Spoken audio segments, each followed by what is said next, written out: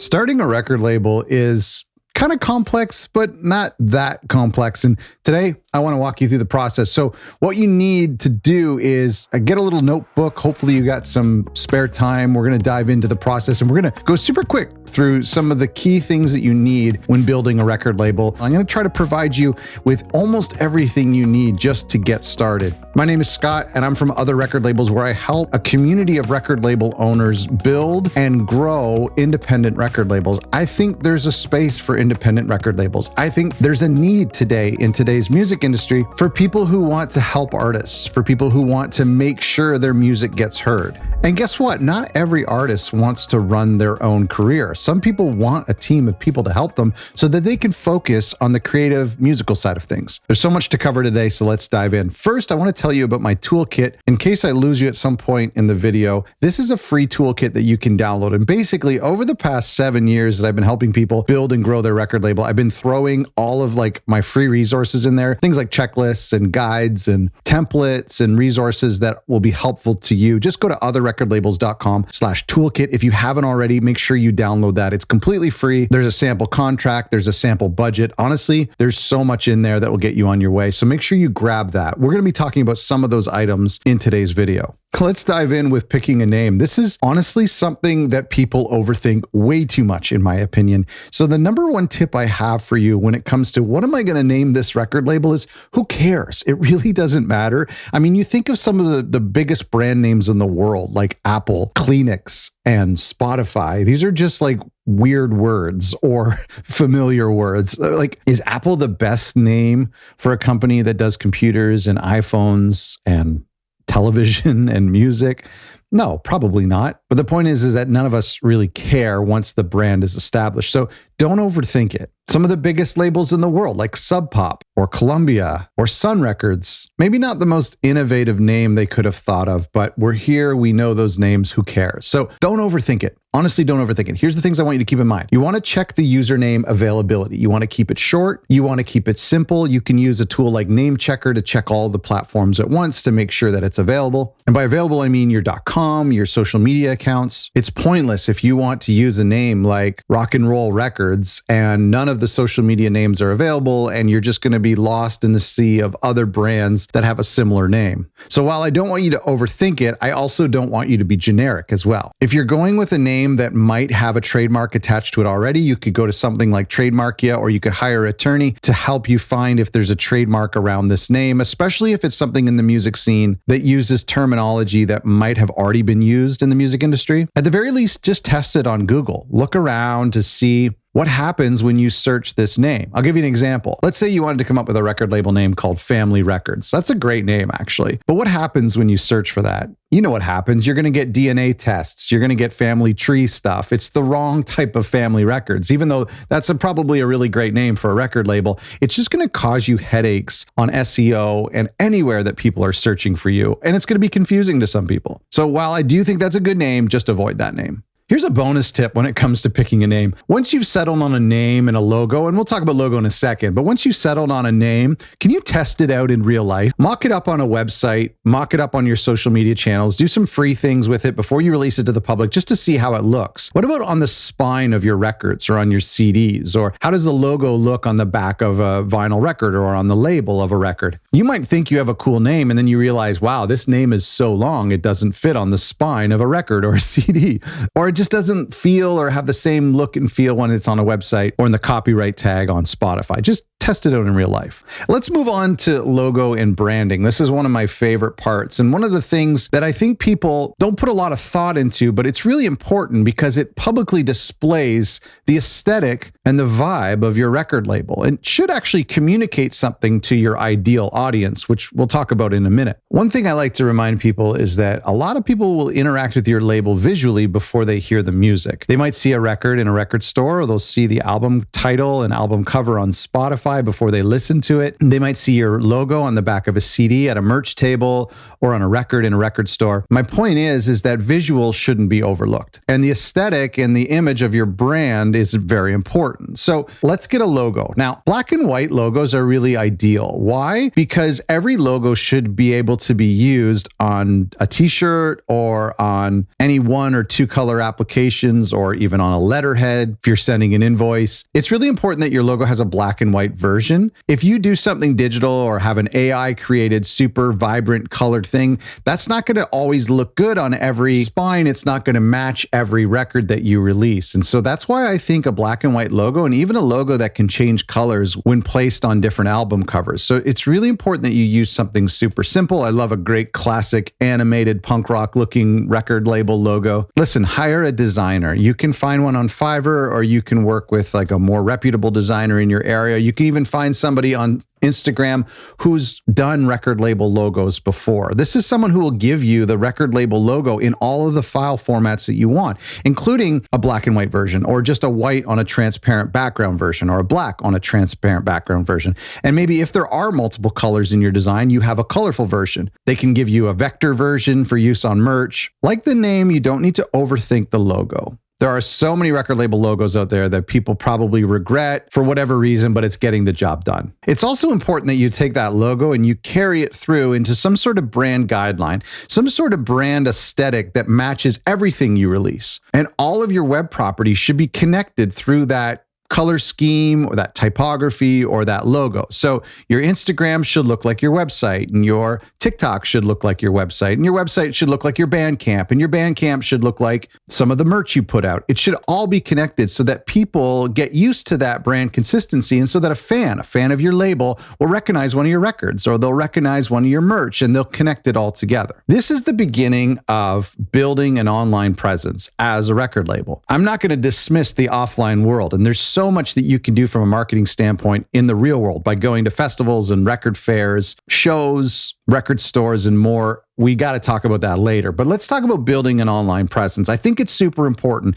Like I mentioned, register all your domains and your usernames for your new label. So if your label is Hotcake Records, that's a pretty good name, actually. You can borrow that if you want. Then you go to Instagram. Before you tell anybody, by the way, don't tell anybody about this yet. You're building, okay? You're building in the background. You're doing your research. You're watching this incredible video with a very handsome Canadian man speaking to you. Start to register your domain, your .com or your .ca or your .net or .org or .co.uk, whatever you want. Grab the TikTok username. Maybe set yourself a label account on Bandcamp or on Spotify. Let's build a website. And I'm going to keep this super simple. A lot of people will think to make their website just completely overblown and to include everything possible on their website. Good for you for being ambitious like that. But in the early days, you don't need to do that.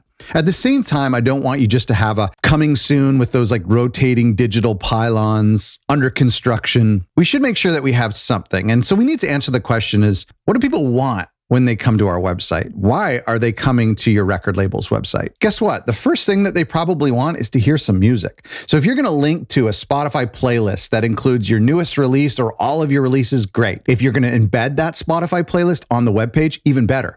If you're going to link to your Bandcamp, love that as well. Maybe you have a compilation of some of your releases or some of the bands you might work with in the future, or just your newest release. Or your first release. That's what we want. People want to know just a little bit about your record label as well. They want to know, what kind of genres do you represent? What type of music is this? Why should I care? Remember, they've come there. They probably haven't come there by accident. They've clicked on something and they're a little bit curious. Keep that in mind. When you're building your website, understand that people initially are coming to your website, not because they want to give you money, not because they want to buy something, probably because they're curious. They're curious about the music. They're curious about the genre. They're curious about this label, where they're from and who runs it. And they're curious about the artists. That's all you need in the first couple of months or even the first couple of years of running a record label website. You can have things like an artist roster, a bio about how the label got started, contact info if you want to accept demos, links to your social media. Just keep it simple, please keep it simple. There's something called the paradox of choice. If you add too many things, people will just click away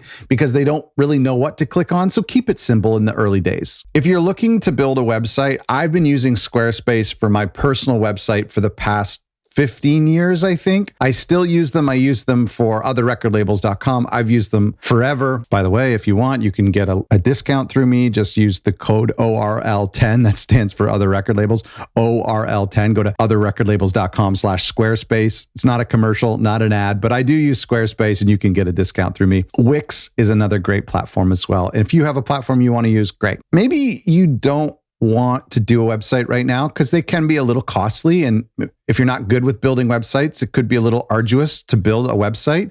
So instead of doing that, I still want you to buy your .com. You go to GoDaddy or wherever you buy a .com. You buy that .com, it costs you like $10 a year. And then you can just point it to some sort of temporary destination. You could point it to a Spotify playlist, or you could point it to your Instagram account that maybe you are populating more frequently. You could point it to your Bandcamp page and actually just make your Bandcamp page your label's homepage for the first little while. Totally normal. I actually encourage that. Let's back up a little bit. I know that we've got a logo, we've got a name, and we've got a website, but we need to think a little bit more high level here, and that is defining your record label. More importantly, defining your audience, defining your goals, and in a second, we're going to talk about defining your niche. My favorite part of this video and my favorite part of the labels that I love is what makes them unique. Before we do that, we should talk about who our audience is. What genres do they like? More importantly, what subgenres do they like? If they like punk, what kind of punk? Is it lo-fi, grungy, Southern California punk? Is it emo punk? Is it hardcore? Is it British 80s style punk? Is it super polished pop punk? And from there, you can go down even further and further. So let's identify what your audience likes. Don't just say rap or hip hop. Go even more narrow from that. Is it rap or hip hop from the suburbs of Chicago? Is it rap or hip hop but on cassette tapes? Is it rap or hip hop, a subgenre on cassette tapes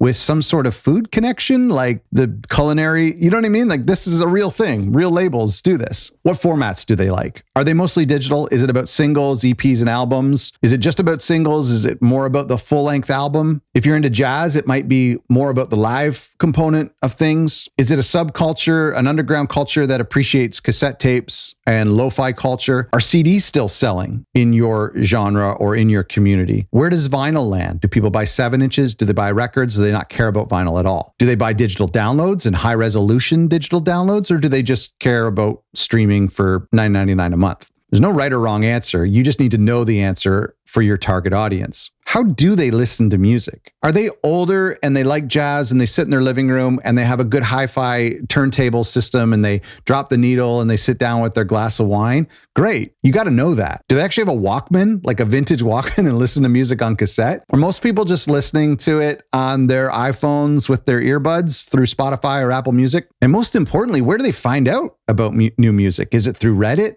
Is it mostly online through Twitter or Instagram or TikTok? Or do they rely on their local record store? Or do they rely on their live venues? Don't say all of the above. You really should know. And who's the best person to ask? You.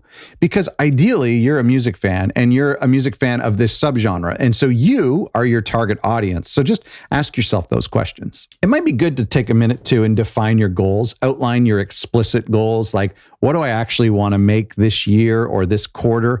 Or maybe it's not about money and maybe it's about audience growth. Or maybe it's about a goal to release certain things. So maybe it's just, I want to release one full-length album this year, or I want to release one full-length album every quarter of this year. So 4 full-length albums. Your goals don't have to be monetary. They can be about accomplishing something. In fact, they don't even have to be about releasing something. Your goal this year could be to launch a label and to start to build a community, even if you don't have any music released. It can be just about helping artists. And that's how you outline your implicit goals, the things that just happen naturally while you're doing your main things of releasing and selling records. And that's building relationships, networking in the music community, your ethics and your personal values that you share with the artists on your label, ideally. And it doesn't hurt to have some hairy, audacious goals either, about maybe in the first 10 years, you want to have an album reviewed by Rolling Stone, or maybe you want to press 1,000 records and sell out of those records. Because you're in the research phase and we have some time and you've got a cup of coffee and a pen and piece of paper right now, I want you to take some time to sketch out your mission statement. You can even pause this video or write it down as something you need to do. And the 3 questions I want you to answer when you write out your mission statement, meaning, why are you doing this? Are you doing this to get rich? Okay. Are you doing this because there's something really near and dear to your heart? Awesome. But a mission statement really is this active statement. It's something to say, we are doing this. I'm about to do this. And the type of mission statement I want you to make is very, very explicit. It's very intentional, and it's a little bit of a call to action for you and the people that you're working with on this new record label. Here's the 3 questions. What, how, and who? Write that down. What, how, who? What's the what? What does your label aim to create or release or present to your audience? What is it that you're making? The second is how. How does your label uniquely deliver or operate? What is your unique approach? And finally, who? Who are your ideal fans or your community members? What's important to them? What do they value? Let me give you an example of a massive company that everyone's familiar with. I won't tell you the company, but I'll tell you their mission statement. And then maybe you can guess who this is. To create happiness by providing the finest entertainment to everyone everywhere. To create happiness by providing the finest entertainment to everyone everywhere. Any guesses? It's Disney. Now let's break it down. The what? To create happiness. The how? By providing the finest entertainment. Who? To everyone everywhere. So let's do this for your record label. Your mission statement should be clear and specific, and most importantly, actionable. To release high-energy punk records exclusively on eco-friendly vinyl for fans of DIY culture. The what is to release high-energy punk records. The how is on eco-friendly vinyl. And the who is for fans of DIY culture. Now let's talk about carving out your niche. This reflects a little bit what we talked about in the mission statements, because in the mission statements, we identified really niche and super specific people, audience members, products, and delivery methods. So you're starting to catch on that successful record labels are the ones that serve a really small but diehard group. What is a niche? Well, Americans say niche, so you can call it whatever you want. I say niche, like quiche. A niche is a specialized segment of the market for a particular kind of product or service for a particular kind of group or community. I think being different and having your own niche actually captures attention. There's record labels out there that release music by ex-convicts, people who are incarcerated. Does that grab your attention? We're talking about being different for a reason, representing a marginalized people group, or representing a region of the world whose music you're really passionate about, or representing a subgenre or a style of music that you think is underappreciated or underrepresented, or maybe is disappearing altogether. Doing this gives you an intense connection with a small group of people. Does it alienate a larger group of people? Does it eliminate potential customers? Yeah, it does. But it's better this way. Trust me. Some people want to come in and be the Walmart of record labels. They want to start a record label today that is essentially universal music. That takes 100 years. That takes a long time to do. That's not how you should start. You should start by serving a small, dedicated group of people. People who share similar interests, similar values in everything, not just in music. Being too broad is crazy. Think about it this way. If you're thinking about where to get takeout tonight, chances are you're not just thinking about a restaurant that serves food. You're thinking about what type of food do I feel like tonight? If your friend asks you, hey, do you know a good Indian place? I'm feeling like Indian tonight. Or somebody says, hey, did you hear about the new Italian restaurant that opened up in town? Nobody ever says, hey, did you hear about the new restaurant that opens up in town? Oh, what kind of food do they make? Oh, all kinds of food. Every food you can ever imagine, every dish.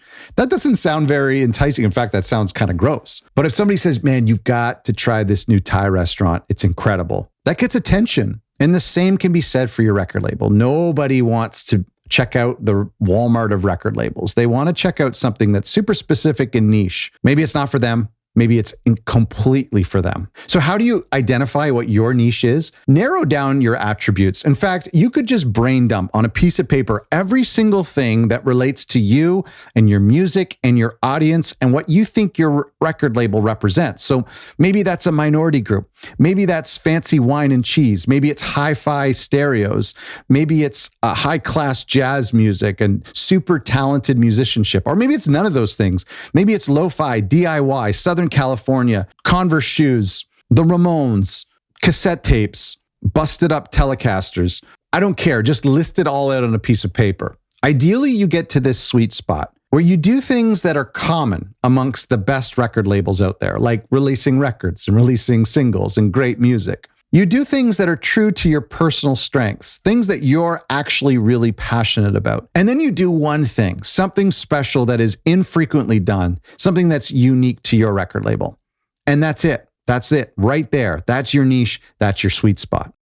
One of the biggest questions I get is, where do I find bands? Where do I find artists to sign to my label? Great question, and not as hard as you think. First of all, the best place to look is friends and friends of friends. Ideally, you're signing your first band is kind of a guinea pig. It could be your own band. In fact, I would say over 50% of the time, record labels sign their own band or their own self as an artist. I'm an artist on my own label, and I was the first artist on my label. It's a great guinea pig. I was easy on myself. From there, I brought my friend's band in, and then the friend's band, there was one person who played in another band. So they brought their band. It's like 6 degrees, right? You just keep kind of expanding the radius from there. That's kind of the safest way to do it. If you don't have a community currently, you can check out Bandcamp by going to bandcamp.com and then searching by subgenre, searching by geographic location. You can do a real deep dive on there, or Spotify or SoundCloud, and reach out to them. And then, of course, you can have demo submissions on your website once you get a little bit bigger.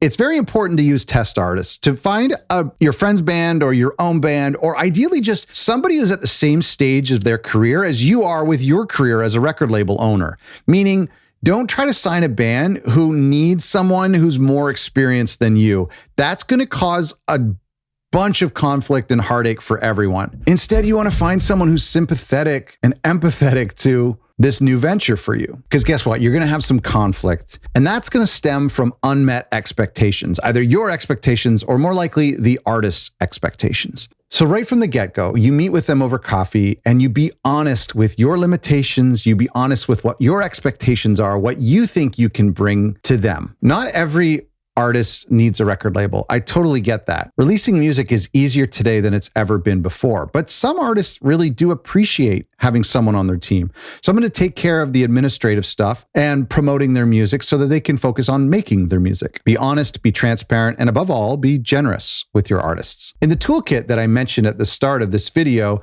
I have a sample contract you can use, but it's also not that expensive to reach out to an entertainment lawyer. We have some on our website. If you go to otherrecordlabels.com/directory, there's people in the music industry that I've worked with before that I trust, and there's a music attorney in there that you can reach out to. And a great music attorney is not going to charge you a ton of money, and they're going to be able to create a bespoke, custom contract for your record label that has all of the things that are important to you. And then you can reuse that contract moving forward for all of the artists you work with. So it might only be like a $300 to $500 investment up front, and then that contract belongs to your label moving forward. I would recommend not going without a contract. That's a double negative, but you know what I mean. Some people think, well, what if we just used an email agreement or a handshake agreement or a napkin agreement?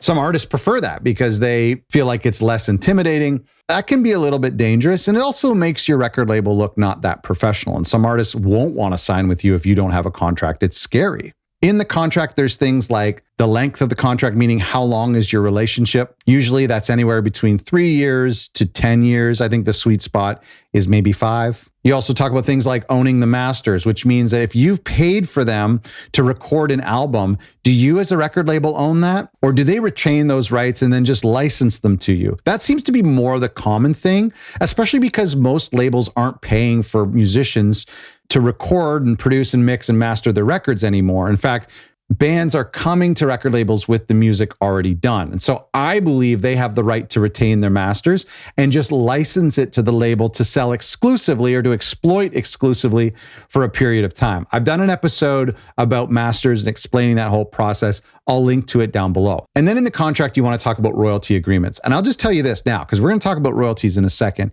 But the most common agreement nowadays is 50-50. A 50-50 profit share between the record label and the artist. Now, you might be thinking, well, didn't record labels used to take 80% and 90%? Yeah, they did. And that was problematic. And that hurt a lot of artists.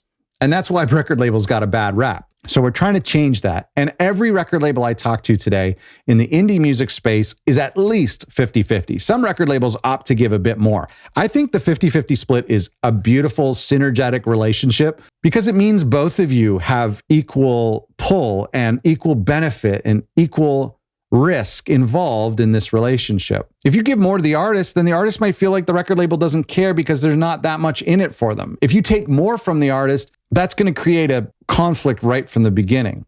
Of course, major labels today are still doing different splits, but 50-50 is the most common. Let's talk about royalties now. What is a royalty? Well, here's how we get to our royalties. First of all, it's a simple equation. We take our revenue. I'll explain what that is in a second, but it's basically all the money you make.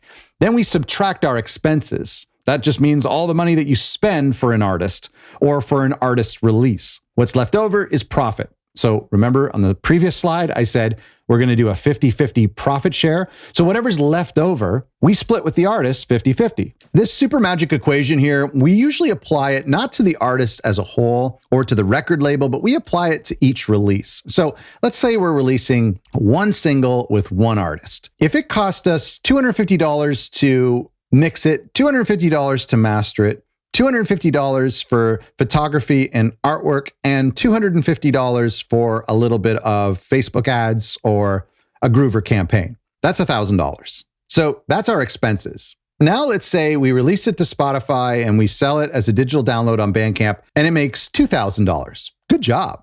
So that's our revenue. So we take our $2,000, we minus our $1,000 that we spent on mixing, mastering, promotion. Our profit is $1,000. And now we split that with the artist, 50-50. So revenue can be things like streaming, downloads, physical sales, licensing, merch sales. Anything around the release that the label initiates is revenue. Does it include booking gigs? Well, if the artist books the gigs themselves or their manager or their booking agent, then no, I don't think that's involved. It depends on your contract. Expenses are also known as recoupables, meaning this money needs to be recouped before there's profit, meaning that whoever spent this money on these expenses needs to get their money back before we can consider anything to be split with the artist and the label. That includes stuff like production cost. I already mentioned that. Producers, mixers, studio time, mastering, manufacturing costs, like pressing vinyl, making cassettes, making CDs, or manufacturing merchandise, like t-shirts and hats and stickers. Maybe there's some publicity costs, like you hire a publicist, or you do some Facebook ads, or a Groover campaign. These are all your expenses. Some people will also include an artist advance. I won't talk about advances too much today because they're not very common, because most artists would say, instead of giving me $500 cash to help pay for my rent, I'd rather that money be invested into making CDs or making t-shirts or promoting an ad campaign. But if you do give an advance, you can include that in your recoupables as well. So going back to our original equation, if the single cost $1,000 to make, then we gave the artist $500 as an advance, and then the single made $2,000, we're left over with $500 that we split between the label, $250, and the artist, $250.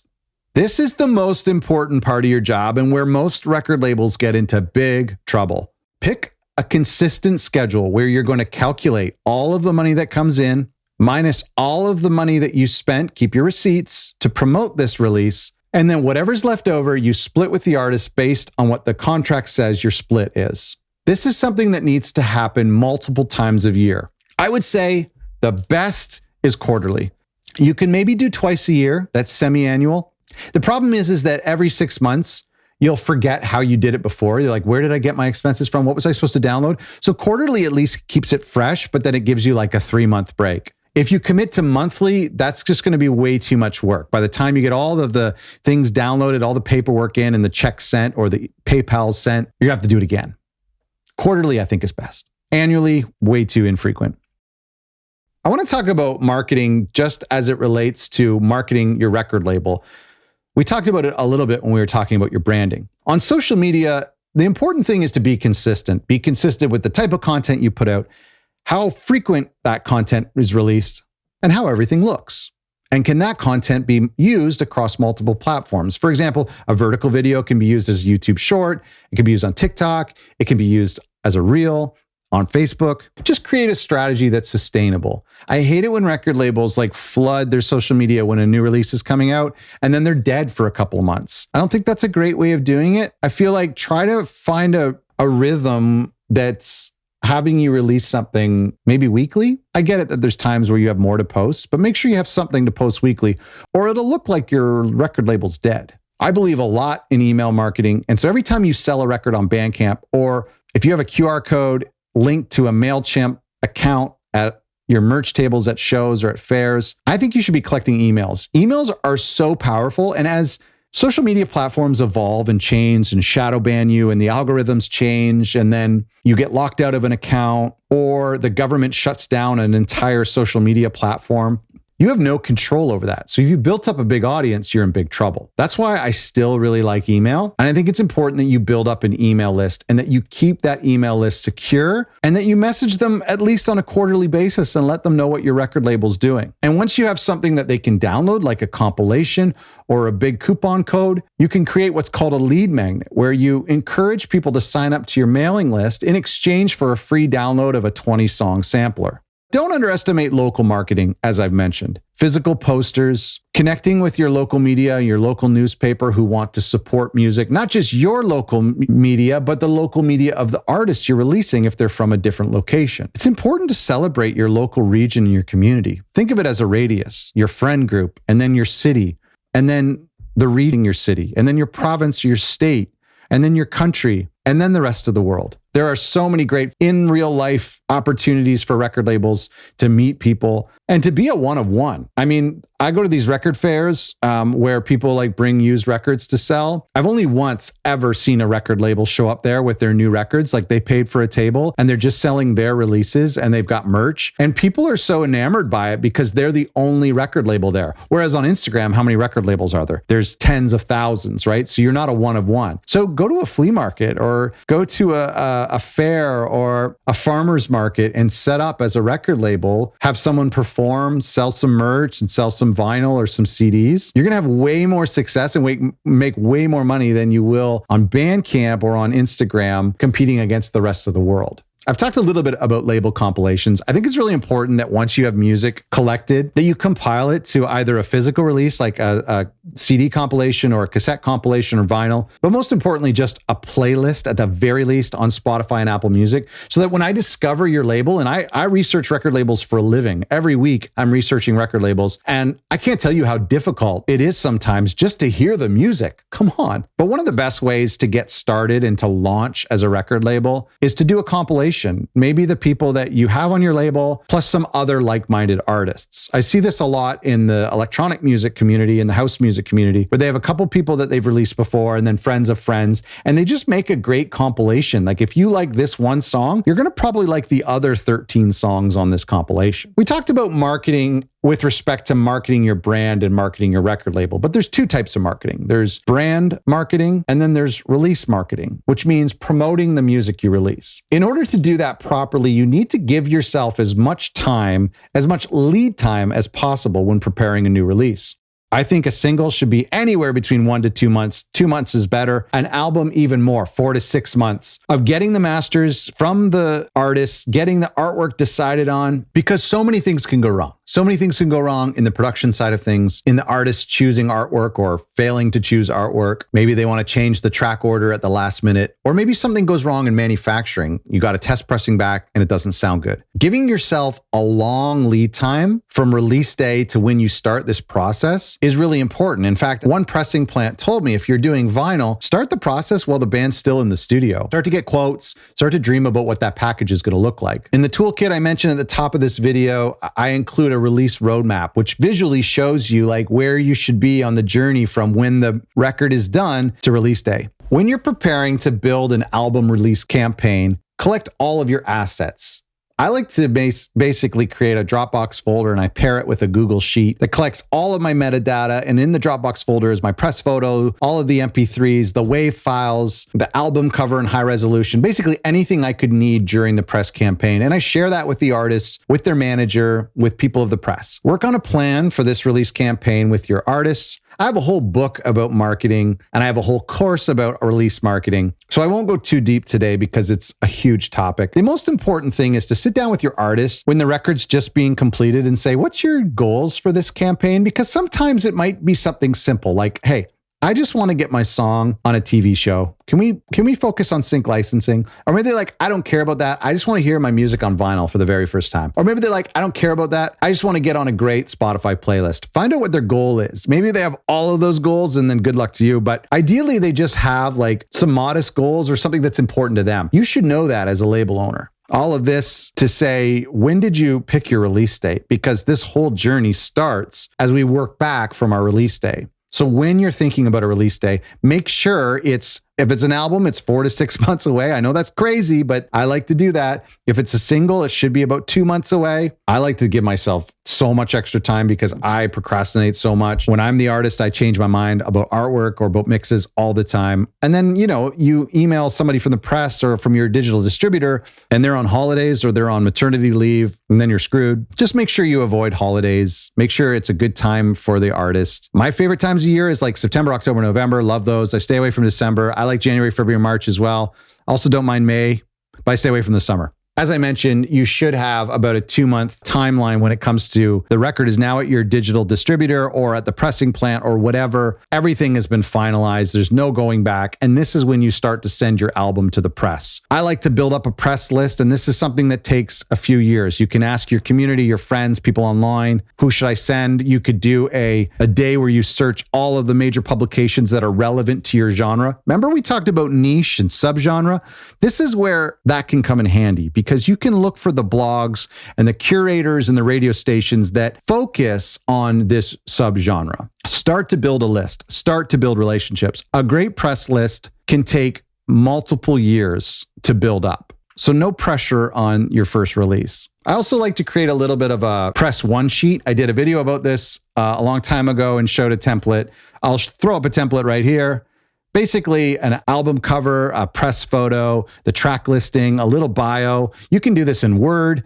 You can do this super fancy and hire someone on Fiverr to create it for you. Maybe Canva has a template. I don't know. I haven't checked. There's a lot of important data that you can include in here that introduces this release, whether it's a single, an EP, and an album, to the press. That could be a writer, a journalist, a curator, an influencer, who knows. As you're working on promoting the release, ideally this album or this single has been uploaded to your digital distributor and is in queue to be released on the release day that you pick. One of the hardest obstacles for indie labels and indie artists is deciding who that digital distributor should be. First, what is a digital distributor? Well, you've got your WAV files, you've got your final mixes, your final masters back from the mastering engineer, from the artist. You got to get them on Spotify. You can't upload directly to Spotify. Certainly not at the time of recording this. There was a day, like a short little window of time, where they let you do that, but then they got rid of that. Either way, it doesn't matter because if you uploaded to Spotify, great. You still have to upload to Tidal and Amazon and Apple and Google and all the millions of other places that you've never even heard of in other countries. There's a lot of different digital distributors out there. You've probably heard of many. I've used CD Baby before. I know a lot of people have used DistroKid to mix results. There's some invite-only ones out there that give you